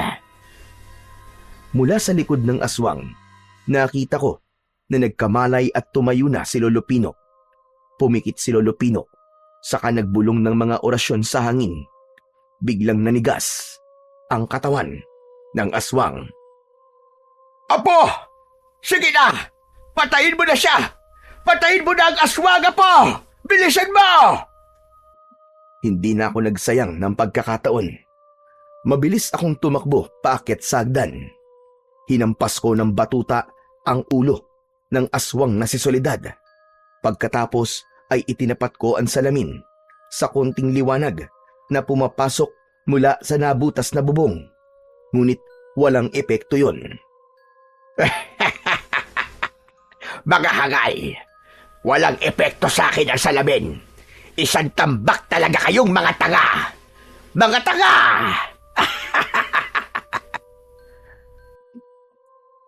Biglang bumundol ang kaba sa aking dibdib nang mawala ang bisa ng kapangyarihang barang ni Lolo sa katawan ni Soledad. Tumayo ang aswang at kinuha niya ang salamin, saka ipinalo sa aking muka. Nabasag yun at nahiwa pa nun ang aking pisngi. Umagos ang dugo nun habang ramdam na ramdaman ko ang sakit. Sa muling pag-angat ko ng muka, nakita ko na nagpapambuno naman ang dalawa ni na Lolo Pino at Soledad. Nagpapalitan sila ng suntok, mambabarang, laban sa aswang na kulughangin. Saktong dumating naman si Nolan. Ricky! Ricky, tol! Tapos na! Nagawa ko na ang pinag-uutos mo! Nabalot ko na sinulid ang buong mansyon! Tol, walang epekto sa kanya ang salamin! Huwag kang maniwalang walang epekto ang salamin sa kanya, tol! Pero hindi siya nasaktan kanina eh! Oo, tol! Dahil kulang nito! Itinaas ni Nolan ang karayom sa aking harapan. Tama siya. Yun ang kulang sa lahat ng sinabing kontra sa aswang. Nilapitan namin sina Soledad at Lolo Pino na patuloy pa rin sa pagsusuntukan. Agad kong ibinaon ang karayom sa leeg ng kulughangin. Nahawakan niya ang kanyang leeg at bigla na lamang nagkikikisay ang katawan. Hayop kang demonyo kang kulughangin ka! Lasapin mo ngayon ang sakit! Mabilis kong itinapat ang salamin sa konting liwanag na nanggagaling sa liwanag ng buwan. Tumama ang refleksyon nun sa mukha mismo ng aswang. Hindi! Hindi maaari ito! Hindi niyo ako maaaring mapatay! Hindi! Pagkatapos nun, walang ano-ano, umusok ang katawan ng aswang. Lumipad siya ng paikot-ikot sa mansyon. Hindi siya makalabas, kaya mas lalo siyang umangil ng malakas. Si Lolo Pino naman ay naupo sa saig at nagsimulang magsagawa ng isang ritual. Sa kagustuang tumakas ni Soledad, bumangga siya sa dingding, habang ako naman hawak pa rin ang salamin. Kahit saan magpunta ang aswang, sinusundan ko siya ng liwanag na nanggagaling sa salamin. Ricky Apo, ganyan nga! Hawakan mo lang ang salamin! Kahit na anong mangyari, wag na wag mo siyang pakakawalan ng liwanag ng salamin! Dahil sa pagwawala ng aswang, lumapag siya sa saig at hinampas niya kami ng pakpak. Naiwasan ko yun, ngunit ang kaibigan kong si Nolan ay tinamaan. Bumagsak siya ng pasadsad sa saig. Mas lalo ko namang inilapit ang salamin sa kanyang muka, kasunod ng aking panalangin sa Panginoong Diyos. Panginoon ko, nagsusumamo ako sa inyo. Tulungan niyo po ako. Huwag niyo pong hayaan na manaig po ang kasamaan. Sa tulong po ng liwanag ng langit, ibalik niyo po ang nilalang na ito sa pagiging abo. Unti-unting sumikat ang araw sa itaas ng butas na bubong. Pumasok ang liwanag doon at tumama sa hawak kong salamin. Mas lalong umusok ang katawan ng aswang na kulughangin at sa pagtayo ni Lolo Pino, hinawakan niya ang ulo ng aswang. Hayop ka! Mamamatay ka na ngayon! Ito na ang magiging katapusan mo! Kasabay ng pagluhod ng aswang, umusok ang kanyang katawan habang umaangil ng malakas dahil sa labis na sakit. Unti-unting nahulog ang kanyang mga mata. Natanggal ang kanyang mga pangil at natunaw ang kanyang mga kamay. Narinig namin ang malakas na pagsabog ng katawan ng aswang at nagkalat ang abo niya sa sahig ng mansyon. Saka lang naramdaman namin ni Lolo ang panghihina ng aming katawan. Bumagsak kami sa sahig, katabi ni Nolan. Nasugatan din ito, gawa ng aswang na kulughangin. Hanggang sa tuluyang sumikat na ang araw sa buong paligid. Ricky, Tol, Lolo Pino, para pong may mga tao sa labas ng mansyon na. Naririnig niyo po ba? Siguro, sina Kapitan na yan. Tara na, lumabas na tayo. Wala nang manggugulong aswang sa mansyon at sa ating baryo. Ako naman ay malungkot na naluluwa dahil iiwan ko na ang mansyon na dati ay pag-aari ng aking mga magulang. Naramdaman ko na inakbayan ako ng kaibigan kong si Nolan. Tol, ang mabuti pa, kalimutan mo na ang mga nangyari. Ang mahalaga, hindi ka na makakaranas ng masasamang panaginip, di ba? Dahil nabigyan mo na ng hustisya ang nangyari sa iyong mga magulang. Oo, Tol. Maraming salamat, Tol, ha? Sa lahat ng naging tulong mo sa amin. Sus, ano ka ba? Maliit na bagay lang yun. Ganun naman talaga magkakaibigan, di ba? Nagtutulungan. Hala, sige na. Lumabas na tayo rito. Kaya niyo bang maglakad? Kaya naman po, Lolo Pino. Paglabas namin ng mansyon, ay bumungad sa aming harapan ang mga kasama ni Kapitan na mga tanod. Tuwang-tuwa silang lahat na napatay na namin ang aswang na kulughangin na pumapatay sa mga biktima sa aming baryo. Ngunit meron pa ring lungkot ang ibang naroon. Dahil nga nawalan sila ng mahal sa buhay. Pagkatapos naming maikwento ang tungkol sa aswang na nakatira sa mansyon, magkakasabay kaming umuwi pabalik sa aming mga bahay. Pagdating namin sa tapat ng bahay namin ni Lolo Pino, humarap sa amin si Nolan. O paano? Dito ko na lamang kayo ihahatid ah. Sasabay na ako kay na kapitan eh. Sige tol, Nolan. Maraming salamat sa iyo ha. Isa ka talagang kaibigan tunay. Sus! Di tol, maraming salamat din sa tapat na pagkakaibigan. Pagkasabi nun ni Nolan, ay ngumiti ito at hinatid na lamang namin siya ng tanaw kasama sina kapitan at ang mga tanod. Ako naman ay maigpit kong hinawakan ang basag na salamin at isinilid ko yun sa aking bulsa. Marami po talagang kababalaghan ang umiiral sa ating mundo.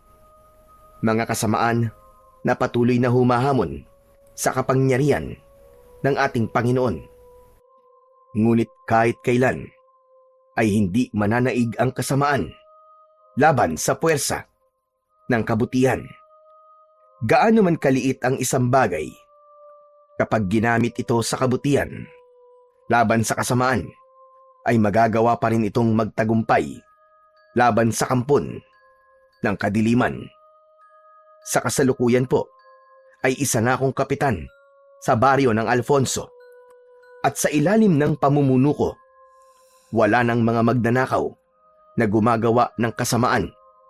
Ipinagmamalaki ko po ng lahat ng mga mamamayan sa aking nasasakupan ay disiplinado at nagtutulungan. Sa katunayan nga po, ay madalas na kaming napapasama sa mga baryo na nabibigyan ng parangal. Bilang isang payapa at matulungin na mamamayan, hindi na rin po ako nagkaroon ng masasamang panaginip sapagkat tuluyan ang nasagot ang aking katanungan. Dahil yun pala ay bahagi ng aking nakaraan na hindi ko dapat makalimutan. Sa ngayon po, ay tumigil na rin si Lolo Pino sa paggamit ng ganong klaseng kapangyarihan. Muli ay nagpapasalamat po ko sa pagbabasa nyo sa aking natatanging kwento. Lubos na nagpapasalamat, Ricky.